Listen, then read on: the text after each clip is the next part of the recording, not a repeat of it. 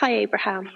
So you've always said to us that all we need to do is find some way of feeling good and that everything is taken care of.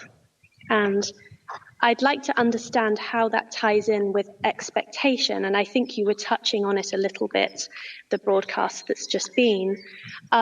So there are certain things that are really easy for me to expect and to feel good about, like I know that my inner being loves me and is always with me. It's really easy for me to access that.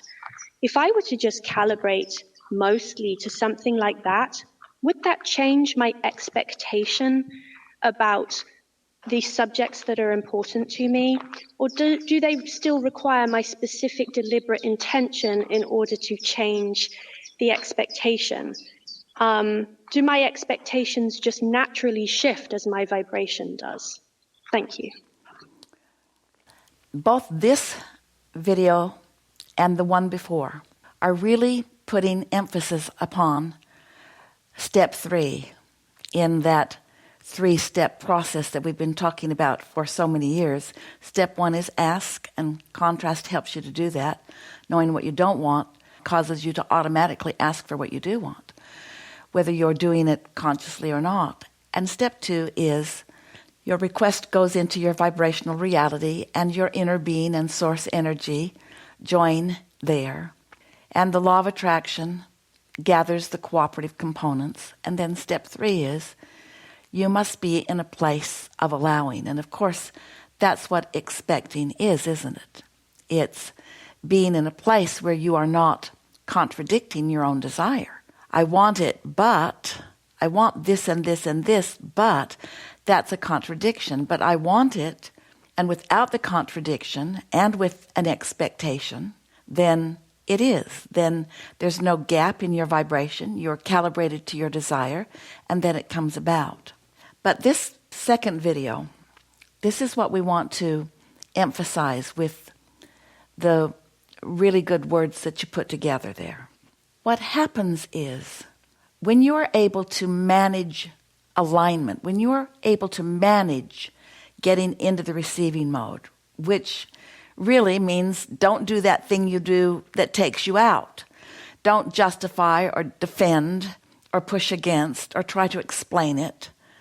In other words, chill, relax, let your cork float, be easier about it, go more general, count your blessings, meditate. We've talked about so many different things that can put you in the receptive mode.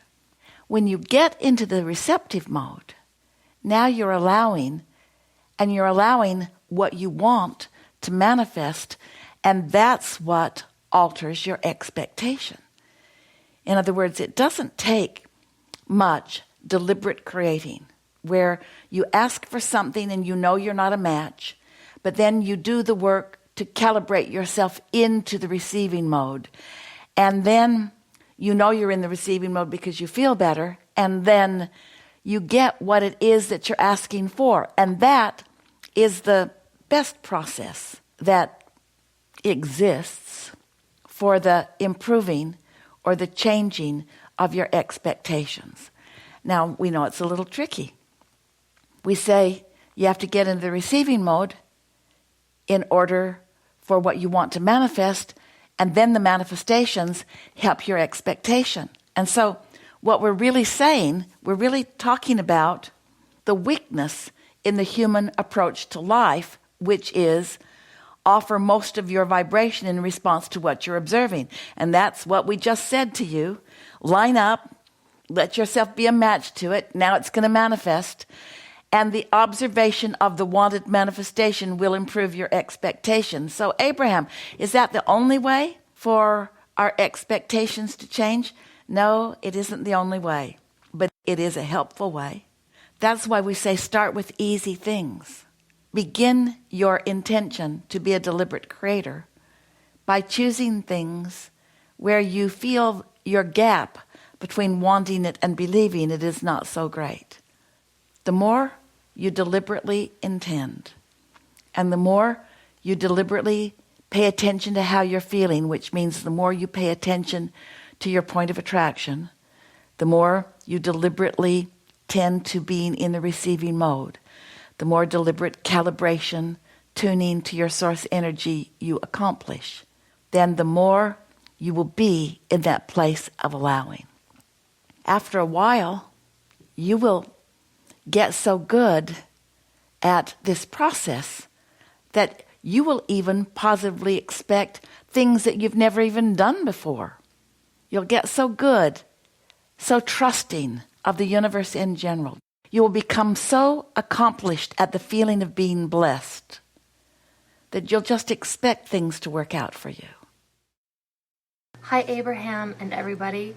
I would like your help with this.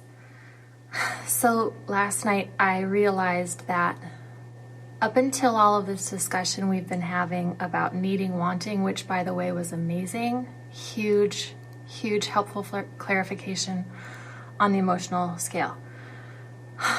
I used to feel really condemned or guilty or just like I was really bad when I became aware that I was out of alignment, and it obviously made it harder for me to get back into alignment because of my self-judgment. So then the idea came to me last night, how can I make my awareness of my alignment more of a game so that it's more fun to tune me up? I'm a musician and I love obviously tuning, and it's like really cool to tune into the note and tune into the sound.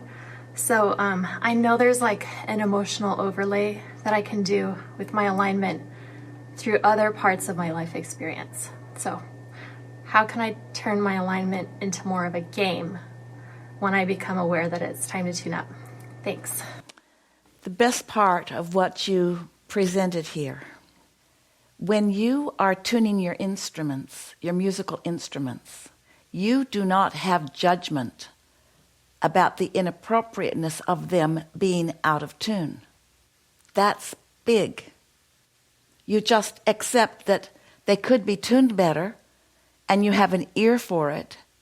You can tell when you're tuning, you can tell when you're calibrating your instrument into the harmonics, into the alignment that they need to be for perfect sound.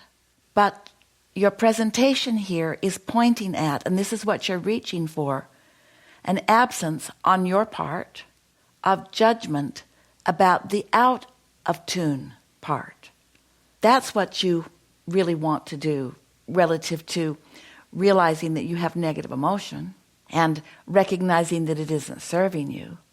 But rather than beating up on yourself for not being already tuned, you give yourself a break, because just like your instruments, you get out of tune.